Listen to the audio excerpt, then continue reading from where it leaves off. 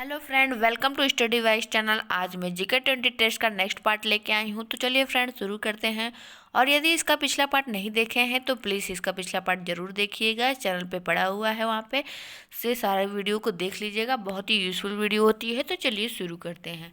पहला प्रश्न है, जैन धर्म के प्रथम तीर्थंकर कौन थे?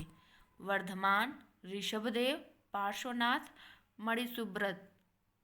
तो इसका ऑप्शन बी सही है, ऋषभदेव। ऋषभदेव जैन धर्म के प्रथम तीर्थंकर थे।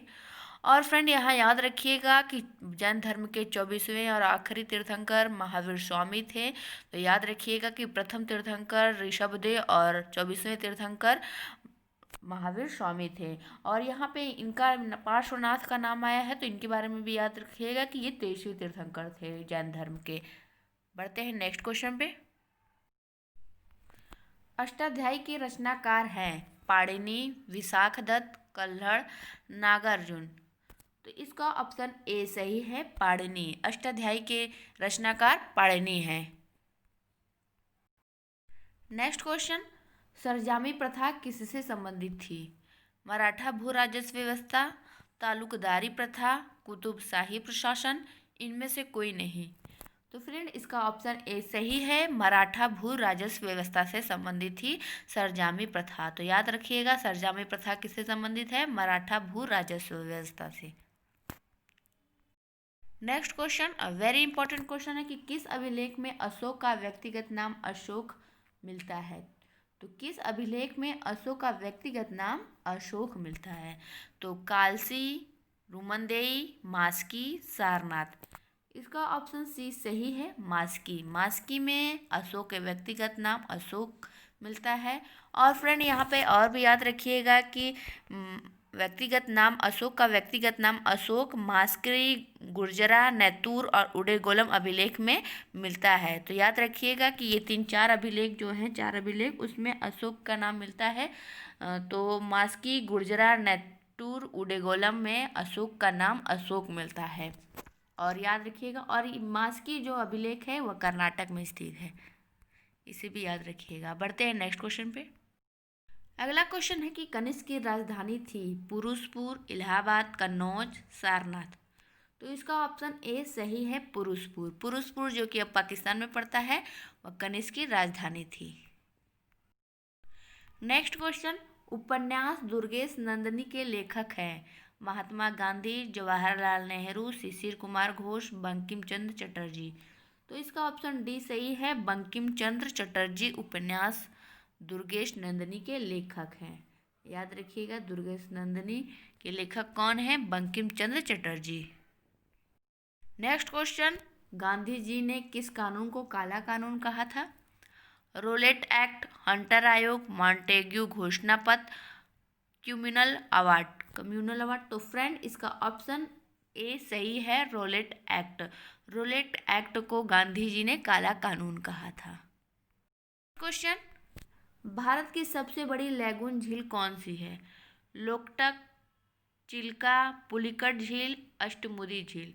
तो फ्रेंड इसका ऑप्शन बी सही है, चिल्का झील भारत की सबसे बड़ी लैगून झील। तो याद रखिएगा कि सबसे बड़ी लैगून झील की बात हो रही है तो चिल्का झील है, और यह उड़ीसा में स्थित है। याद रखिएगा कि ये उड़ीसा में स्थित है और सबसे बड़ी लैगून झील है भारत की। नेक्स्ट है कि सिंधु नदी कहाँ से निकलती है? रोहतांग दर्रे से, राकसताल झील से, यमुनोत्री से, मानसरोवर से। तो फ्रेंड इसका ऑप्शन डी सही है, मानसरोवर से। सिंधु नदी कहाँ से निकलती है? मानसरोवर से निकलती है, तिब्बत के मानसरोवर से। नेक्स्ट क्वेश्चन, केबुल लामजाओ नाम का तैरता हुआ राष्ट्रीय पार्क किस झील में स्थित है? चिल्का झील, अष्टमुदी झील, लोनार झील, लोकटक झील। तो फ्रेंड इसका ऑप्शन डी सही है, लोकटक झील। लोकटक झील जो कि मणिपुर में स्थित है, उसी में केबल मतलब तैरता हुआ राष्ट्रीय पार्क स्थित है। याद रखिएगा। नेक्स्ट क्वेश्चन है, भारत डायनामाइट लिमिटेड कहाँ स्थित है? तारापुर, झरिया, हैदराबाद, रायपुर। तो फ्रेंड इसका ऑप्शन सी सही है, हैदराबाद में स्थित है। भारत डायनामाइट लिमिटेड केंद्र कहाँ स्थित है? हैदराबाद में। नेक्स्ट क्वेश्चन, उत्तर प्रदेश में दिया सलाई उद्योग का प्रमुख केंद्र है? फैजाबाद, बरेली, कन्नौज, मेरठ। तो फ्रेंड इसका ऑप्शन बी सही है, बरेली। बरेली में उत्तर प्रदेश में दिया सिलाई उद्योग का प्रमुख केंद्र है। याद रखिएगा, यूपी से यदि प्रश्न पूछते हैं किसी भी एग्जाम में, यूपी पीसीएस या कोई भी यूपी का एग्जाम हो तो जरूर आता है इस तरह का प्रश्न, तो जरूर याद रखिएगा कि दिया सिलाई उद्योग का प्रमुख केंद्र बरेली है। नेक्स्ट क्वेश्चन है, जॉर्डन और इजराइल के मध्य कौन सा सागर है? मृत सागर, बाल्टिक सागर, काला सागर, अरल सागर।